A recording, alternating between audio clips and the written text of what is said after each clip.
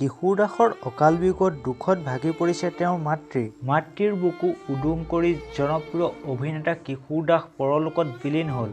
মৰমৰ সৰু পুত্ৰক চিতাত তুলি দি উকা হাতেৰে ঘৰলৈ উভতিল কিশোৰ দাসৰ মাতৃ। ভাতৃ আৰু মাতৃৰ সন্মুখত পঞ্চভূতত বিলীন হ'ল কিশোৰ দাস।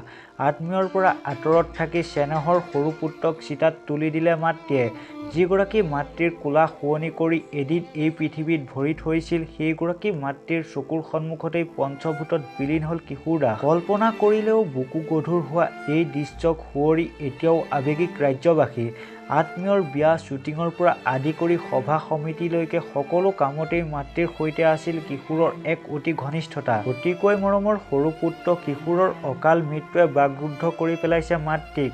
দেওবাৰে কিশোৰৰ নশ্বৰ দেহ চিতাত তুলি দি বৰপুত্ৰৰ সৈতে ঘৰলৈ উভতি আহিল মাতৃগৰাকী। কিশোৰৰ মাতৃলৈ দুখৰ সমবেদনা জ্ঞাপন কৰাৰ লগতে কিশোৰ দাসৰ বিদ্ৰোহী আত্মাৰ সদ্গতি কামনা কৰিলোঁ।